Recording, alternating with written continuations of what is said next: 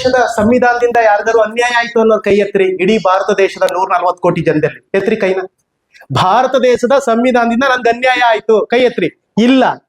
ಅಕಸ್ಮಾತ್ ಕೈ ಎತ್ತಿದ್ದಾರೆ ಅಂತ ಅಂದ್ರೆ ಒಂದು, ಅವರು ಸಂವಿಧಾನ ಓದ್ಕೊಂಡಿಲ್ಲ. ಎರಡನೇದು, ಸಂವಿಧಾನ ಬರ್ದಿರೋರ್ ಮೇಲೆ ಸಿಟ್ಟು, ಅವ್ರು ನಮ್ ಜಾತಿಯವರು ಅಲ್ಲ ಅಂತ. ಇವೆರಡೇ ಕಾರಣ.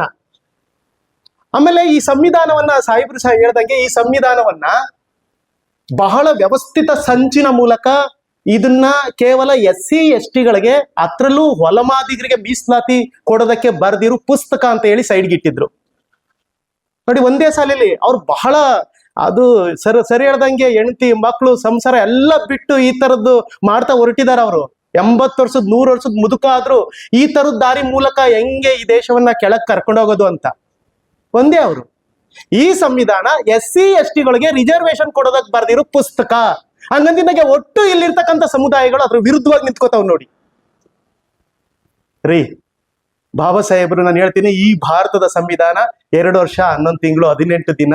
ಬಾಬಾ ಸಾಹೇಬ್ರು ಕೇವಲ ಸಂವಿಧಾನದಲ್ಲಿ ಪದ ಇಲ್ಲ, ಬಾಬಾ ಸಾಹೇಬ್ರು ಬ್ಲಡ್ ಇದೆ ಅದ್ರೊಳಗಡೆ ಅಂತೀನಿ ನಾನು. 6 ವರ್ಷದ ತಾಯಿ ಸತ್ತೋಗ್ತಾರೆ, 22 ವರ್ಷದ ತಂದೆ ಸತ್ತೋಗ್ತಾರೆ, 1935ಕ್ಕೆ ಪ್ರೀತಿಯ ಹೆಂಡತಿ ರಮಾತಾಯಿ ಸತ್ತೋಗ್ತಾರೆ, 4 ಮಕ್ಳು ಸತ್ತೋಗ್ತಾರೆ. ಹಿಂದೂ, ರಮೇಶ, ರಾಜರತ್ನ, ಗಂಗಾಧರ. ಸಣ್ಣ ವಯಸ್ಸು ಕಾಯಿಲೆ ಬರುತ್ತೆ, ಕಣ್ ಕಳ್ಕೊತಾರೆ. 2 ವರ್ಷ 11 ತಿಂಗಳು 18 ದಿನ ಶತ್ರುಗಳ ಪಾಳೆಯದಲ್ಲಿ ಕೂತು ಬಹುಜನರ ಹಕ್ಕುಗಳನ್ನ ರಕ್ಷಿಸಿದ್ದೇನೆ ಅಂತ ನೋಡಿ ಬಾಬಾ ಸಾಹೇಬ್ರು. ಇಂಥ ಸಂವಿಧಾನವನ್ನ ನಾವು ಸಾಹೇಬರು ತುಂಬಾ ಚೆನ್ನಾಗಿ ಹೇಳಿದ್ರು, ಮನೆ ಮನೆಗೆ ತಲುಪಿಸ್ಬೇಕು. ಎಂತ ದೊಡ್ಡ ಪದ ಇದು, ಮನೆ ಮನೆಗೆ ತಲುಪಿಸ್ಬೇಕು. ನಿಜಕ್ಕೂ ಗ್ರೇಟ್. ಈ ತರದ ದಾರಿಗಳನ್ನ ನಾವು ವಿಸ್ತರಿಸ್ಕೊಂಡು ಹೋದಾಗ ಮಾತ್ರ ಬಾಬಾ ಸಾಹೇಬ್ ಅಂಬೇಡ್ಕರ್ ಅವರ ಕನಸಿನ ಪ್ರಬುದ್ಧ ಭಾರತವನ್ನ ಕಟ್ಟೋದಕ್ಕೆ ಸಾಧ್ಯ ಅನ್ನುವಂತ ಅಚ್ಚುಕಟ್ಟಾದ ವಿಶೇಷವಾದಂತಹ ಸಾಮಾಜಿಕ ಬದ್ಧತೆಯ ಸಮಾರೋಪ ನುಡಿಗಳನ್ನ ನಮ್ ಜೊತೆ ಹಂಚಿಕೊಂಡಂತ ಈ ನೆಲದ ಸಾಕ್ಷಿ ಪ್ರಜ್ಞೆ. ನಾನು ಅವಾಗ್ಲೇ ಹೇಳಿದ್ದೀನಿ, ಅವ್ರು ನೋಡಿದ್ರೆ ನನಗೆ ಕಾನ್ಸ್ಟಿಟ್ಯೂಷನ್ ನ ಪ್ರಿಯಾಂಬಲ್ ನೋಡ್ದಂಗೆ ಅನ್ಸುತ್ತೆ. ಭಾರತದ ಪ್ರಜೆಗಳಾದ ನಾವು ಅದ್ರೊಳಗೆ ಸಮಾನತೆ, ಸಹೋದರತೆ, ಭ್ರಾತೃತ್ವ, ವೈಚಾರಿಕತೆ, ವೈಜ್ಞಾನಿಕತೆ, ಇದೇ ತಾನೇ ಬುದ್ಧನ್ ತಾವಿಂದ ಇಲ್ಲಿ ತನಕ ನಮ್ಮ ಪೂರ್ವಿಕರು ಹೇಳಿರೋದು. ಆ ತರದ ಚಿಂತನೆಗಳನ್ನ ಇಟ್ಕೊಂಡಿರ್ತಕ್ಕಂಥ ಜಾರಕಿಹೊಳಿ ಸಾಹೇಬರಿಗೆ ನಮ್ಮೆಲ್ಲರ ಪರವಾಗಿ ಪ್ರೀತಿಯ ಚಪ್ಪಾಳೆ ಮೂಲಕ ಧನ್ಯವಾದಗಳನ್ನ ಹೇಳ್ತಾ ಇದ್ದೀನಿ. ಈಗ ಬಿದ್ದಿರುವ ಬ್ರಾಹ್ಮಣ್ಯದ ಕಾರಣಕ್ಕೋಸ್ಕರ ಮುರಿದು ಬಿದ್ದಿರುವ ಭಾರತವನ್ನ ಎತ್ತಿ ನಿಲ್ಲಿಸುವ ಶಕ್ತಿ ಇರುವುದು ಬಾಬಾ ಸಾಹೇಬರ ಕಣ್ಣೋಟದ ಯುವಕರಿಗೆ ಮಾತ್ರ. ಅದಕ್ಕೆ ಅಂಬೇಡ್ಕರ್ ಹೇಳ್ತಾರೆ, ನನ್ನ ವಿದ್ಯಾರ್ಥಿಗಳು ಓದುವ ವಿಚಾರದಲ್ಲಿ ಓದು ಓದು ಓದು ಜಗವೇ ಬೆರಗಾಗುವಂತೆ ಓದು, ಓದು ಓದು ಓದು ಜಗವೇ ಬಂದು ನಿನ್ನ ತಪ್ಪಿಕೊಳ್ಳುವಂತೆ ಒಪ್ಪಿಕೊಳ್ಳುವಂತೆ ಓದು ಅಂತ ಬಾಬಾ ಸಾಹೇಬ್ ಹೇಳಿದ್ರು. ನಿನ್ನ ಓದು ಇಡೀ ಜಗತ್ ಎದುರ್ಬೇಕ್ರಿ. ಅಂತ ಓದಿನ ಜೊತೆಗೆ ನೀನು ನಡೆಯುತ್ತಿರುವ ನಿನ್ನ ಸಮಾಜದಲ್ಲಿ ನಿಂತಿರುವ ಘಟನೆಗಳನ್ನ ಒಂದಷ್ಟು ತಿಳಿ, ಆ ಸಮಾಜವನ್ನ ಅಥವಾ ಕೆಲಸವನ್ನ ಮಾಡು ಅಂತ ಹೇಳಿ ಬಾಬಾ ಸಾಹೇಬರು ವಿದ್ಯಾರ್ಥಿಗಳ ಎದೆಯಲ್ಲಿ ಹಾಕಿ ಹೊರಟಿದ್ದಾರೆ. ಮ್ಯಾಗ್ಲುಕೇರಿಯವ್ರ ಬಾಯಿ, ಮ್ಯಾಗ್ಲುಕೇರಿಯವ್ರು ಮಾತನಾಡಿದ ನಾಲ್ಗೆಗೆ ಮಾತ್ರ ಬೆಲೆ, ಅದು ಮಾತ್ರ ನಿರ್ಧರಿಸುತ್ತೆ. ಕೆಳಗ್ಲುಕೇರಿಯವ್ರ ಕಿವಿ ಕೇಳಿಸ್ಕೋಬಹುದು. ಅಂತಹ ಒಂದು ರಾಜಕಾರಣದಲ್ಲಿ ತಳ ಸಮುದಾಯದ ಒಂದು ಶಕ್ತಿಯಾಗಿ ನಿಂತ್ಕೊಂಡು ರಾಮನಗರ 4 ತಾಲೂಕುಗಳಿಗೆ ನಾನಿದ್ದೀನಿ ಅನ್ನೋದಿದೆಯಲ್ಲ ತಾಯಿ ತರ, ನಾನು ಇದನ್ನ ಸುಮ್ಮನೆ ಹೇಳ್ತಾ ಇಲ್ಲ. ರಾಮನಗರದ ನಗರಸಭೆ ಇದೆಯಲ್ಲ, ಅದು ಮಿನಿ ವಿಧಾನಸೌಧ ಇದ್ದಂಗೆ. ವಿಧಾನಸೌಧದಲ್ಲಿ ಚರ್ಚೆ ಆಗ್ತಾವ ಇಲ್ವೋ ಗೊತ್ತಿಲ್ಲ. ಓದೋರ್ನೆಲ್ಲ ಕುಂಡಿಸ್ಕೊಂಡು, ಸಂಪನ್ಮೂಲ ವ್ಯಕ್ತಿಗಳನ್ನ ಕುಂಡಿಸ್ಕೊಂಡು, ಇರುಳಿಗಿರಿದಾರಲ್ಲ ಇರುಳಿಗರು, ಅವ್ರಿಗೇನಾರು ನಮ್ ನಗರ ಸಭೆ ಮೂಲಕ ಏನಾರು ಹುಡುಕ್ಬೋದ ನೋಡಿ ರೀ. ಈರುಳಿಗ ಸಮುದಾಯ ಈ ಭೂಮಿಯ ಮೇಲೆ ಒಂಥರ ಅದೃಶ್ಯರು, ಅವರು ಇದಾರ ಇಲ್ವಾ ಅಂತ ಸಮುದಾಯಕ್ಕೆ ನಗರಸಭೆ ಮೂಲಕ ಒಂದಿಷ್ಟು ಏನಾದ್ರು ರೂಪಿಸ್ಬೋದಾ? ಅಲ್ಲಿ ಬುಡಕಟ್ಟು ಜನ ಇದ್ದಾರೆ, ಕಾಡುಗೊಲ್ಲರು ಇದ್ದಾರೆ, ಈ ಬೇರೆ ಬೇರೆ ಸೂಕ್ಷ್ಮ ಸಮುದಾಯಗಳ ಹಿಡ್ಕೊ ಬಂದು ಅವ್ರಿಗೊಂದಿಷ್ಟು, ಅವ್ರ ಮಕ್ಳಿಗೊಂದಿಷ್ಟು, ಅವ್ರಿಗೊಂದು ಟ್ರೈನಿಂಗ್ ಕೊಟ್ಟು ಅವ್ರು ಬದುಕುವ ದಾರಿ ತೋರಿಸೋದಿದೆಯಲ್ಲ.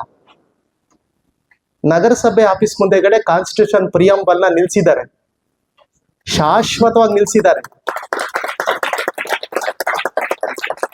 ಯಾವಾಗ್ಲೂ ಬುದ್ಧ ಬಾಬಾ ಸಾಹೇಬರು ವೈಚಾರಿಕತೆ ಹಾದಿಯಲ್ಲಿ ನಡೀತಕ್ಕಂಥ ಶಶಿ ಸರ್ ನಮ್ಮ ರಾಮನಗರ ಜಿಲ್ಲೆಯ ಒಂದು ಸಾಕ್ಷಿ ಪ್ರಜ್ಞೆ. Great sir. ನಾನು ಯಾವಾಗಲಿಲ್ಲ, ಇಲ್ಲಿ ತನಕ ಹೋಗಿಲ್ಲ.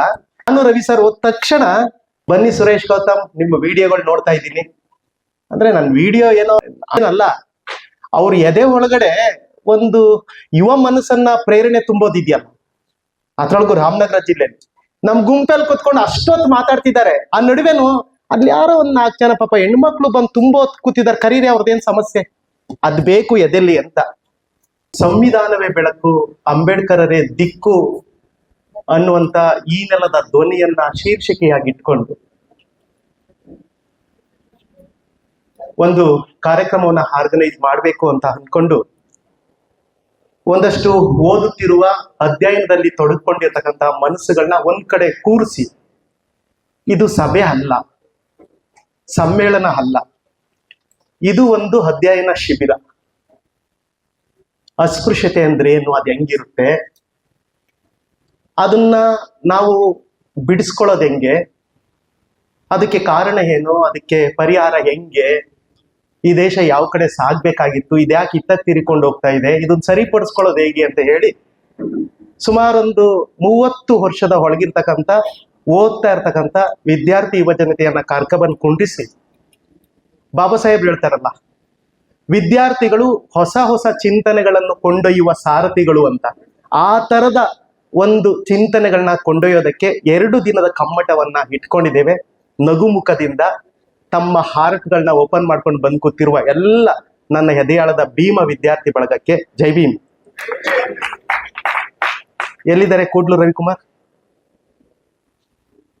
ಓಕೆ, ಈಗ ಕಾರ್ಯಕ್ರಮವನ್ನ ಪ್ರಾರಂಭಿಸೋಣ.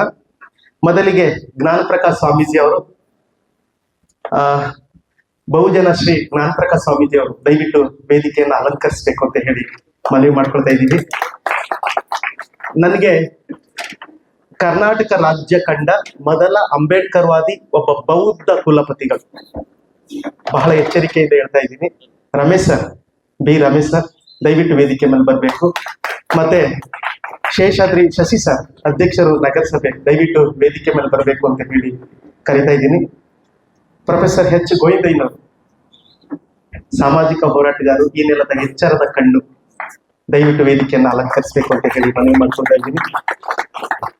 ಡಾಕ್ಟರ್ ಚಂದ್ರಶೇಖರ್ ಮೂರ್ತಿ ಒಯ್ಯಂ ಅವರು, ದಯವಿಟ್ಟು ವೇದಿಕೆ ಮೇಲೆ ಬರಬೇಕು. ಡಾಕ್ಟರ್ ರಮೇಶ್ ಕಿತ್ತು, ಸಂಯೋಜಕರು NSS ಬೆಂಗಳೂರು ವಿಶ್ವವಿದ್ಯಾಲಯ. ಶಿವಸುಂದರ್ ಸರ್, ದಯವಿಟ್ಟು ವೇದಿಕೆ ಮೇಲೆ ಬರಬೇಕು. ಲಕ್ಷ್ಮೀಪತಿ ಮಾಸ್ಟರ್ ಸರ್, ದಯವಿಟ್ಟು ಬನ್ನಿ, ನೀವಿರ್ಬೇಕಿಲ್ಲಿ.